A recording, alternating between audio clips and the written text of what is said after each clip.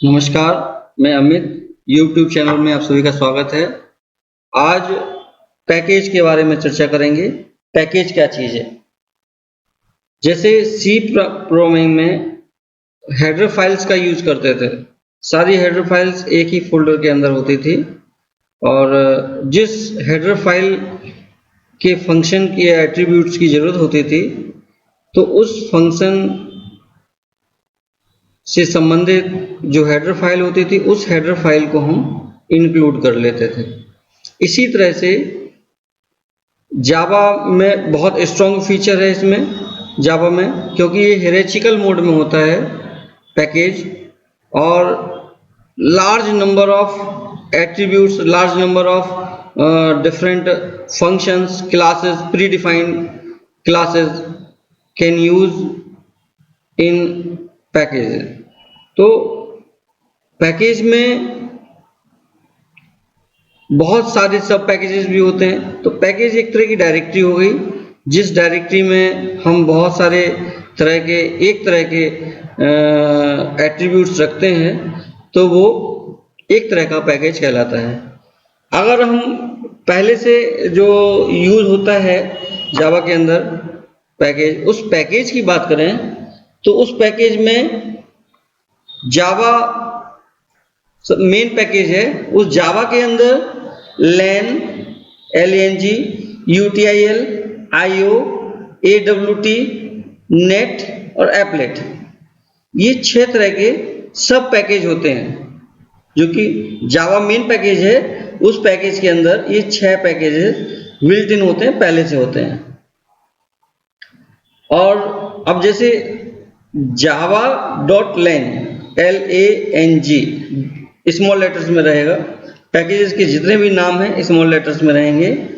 तो java.lang का मुख्य काम क्या है? लैंग्वेज सपोर्ट क्लासेस है। ये लैंग्वेज से संबंधित जो क्लासेस हैं, प्री डिफाइंड क्लासेस, वो सब इसमें होती हैं। और इसके अंदर कंपाइल करने का काम होता है, अपने आप में कंपाइल रहती हैं। और इसके बाद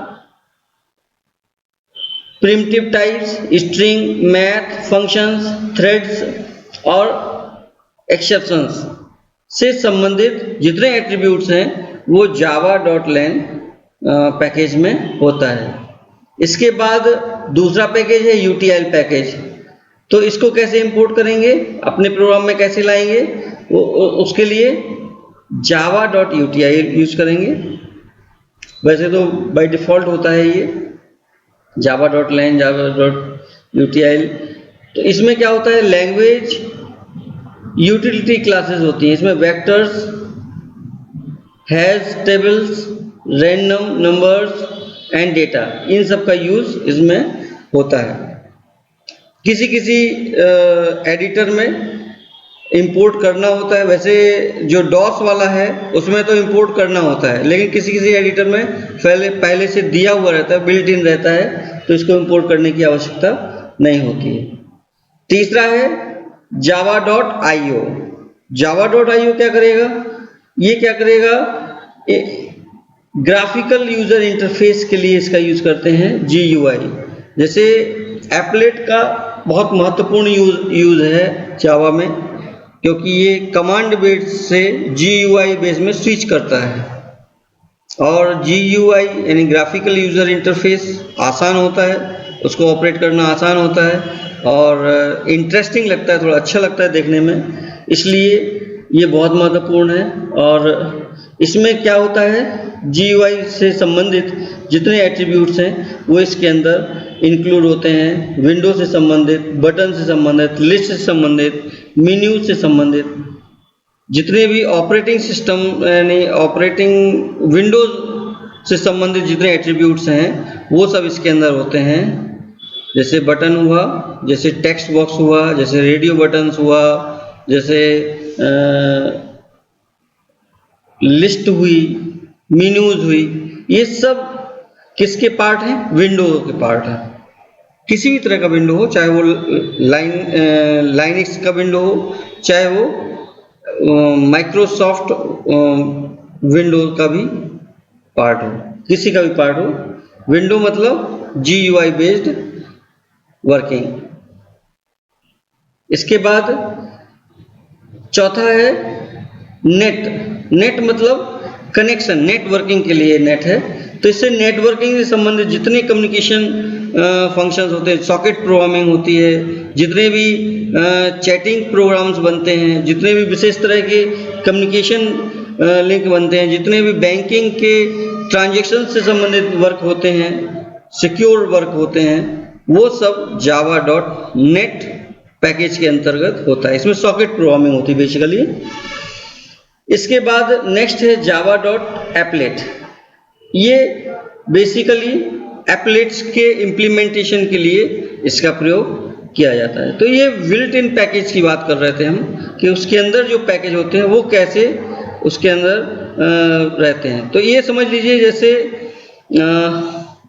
जावा मेन फोल्डर है, उसके अंदर सब folder Lange, UTIL, IO, AWT, net, एप्लेट्स, ये सब उसके अंदर के फोल्डर्स होंगे। और जिसकी भी हमको ज़रूरत होगी उस हम पैकेज को इंपोर्ट कर लेंगे, उसके अंदर यूज़ करेंगे। अगर हमको बहुत ज़्यादा यूज़ नहीं है तो हम डायरेक्ट कमांड के अंदर डॉट करके यूज़ कर सकते हैं। जैसे java.awt.color, तो इसमें जावा क्या है, मेन पैकेज है, AWT उसका सब पैकेज है, कलर उसकी एट्रीब्यूट्स है, कलर उसका क्लास है।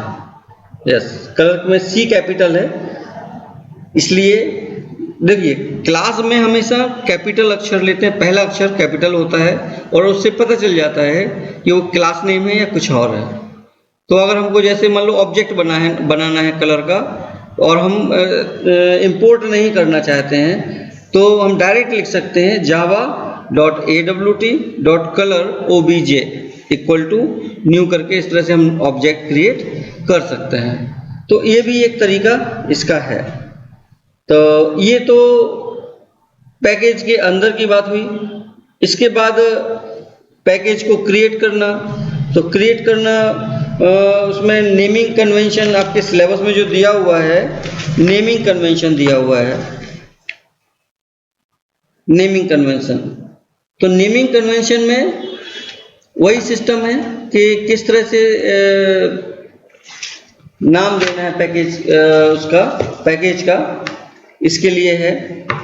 जैसे मान लो आपको पैकेज का नाम देना है, तो उसके लिए आप क्या करेंगे, क्रिएट करते समय इसमें पैकेज का नाम स्मॉल लेटर्स में देना जरूरी होता है। ये इससे पता चल जाएगा कि ये पैकेज का नाम है। और क्लास में पहला अक्षर कैपिटल का नाम देना है। फंक्शन में पहला जो वर्ड रहेगा वो स्मॉल रहेगा, इसके बाद अगर दो वर्डों को मिला के है तो उसका पहला अक्षर कैपिटल रहेगा। इस तरह से आपको पता चलना चाहिए कि कौन सा पैकेज है, कौन सी क्लास है, कौन सा फंक्शन है, कौन सा वेरिएबल है। ये अलग अलग देने से पता चल जाता है। तो इसके बाद मान लो कोई हमने पैकेज क्रिएट किया, तो उस पैकेज का नाम मान लो हमने ए रखा, तो ए के अंदर मान लो एक और सब पैकेज है बी, तो a.b हो जाएगा। उसके अंदर भी अगर एक पैकेज है सी, तो a.b.c हो जाएगा। फिर उसके अंदर कोई क्लास का नाम है, मान लो बॉयज है, बी कैपिटल रहेगा, तो a.b.c.boys। इस तरह से हम किसी भी पैकेज के क्लास के अंदर तक जाएंगे। अब आता है क्रिएट करना पैकेज। तो पैकेज क्रिएट करने के लिए पैकेज एक कीवर्ड है, उसका प्रयोग करते हैं। फिर इसके बाद पैकेज का नाम दे देते हैं स्मॉल लेटर्स में, और उसके बाद हम क्लास की डेफिनेशन वगैरह देते हैं, जो कि हमको लाइब्रेरी क्लासेस बनानी है। तो अब हम इसके लिए प्रैक्टिकली बताते हैं कि प्रैक्टिकल में कैसे प्रयोग करना है। फिर इसके बाद जब हम इंपोर्ट करेंगे, तो पैकेज को इंपोर्ट करने के लिए इंपोर्ट कीवर्ड का प्रयोग करेंगे। तो दो कीवर्ड हैं, एक पैकेज और दूसरा इंपोर्ट। इन दोनों कीवर्ड का प्रयोग करते ही हम पैकेज का प्रयोग करेंगे। और इसके हाइडिंग के लिए प्राइवेट, पब्लिक, प्रोटेक्टेड और डिफ़ॉल्ट, इस तरह के हम चीज़ों का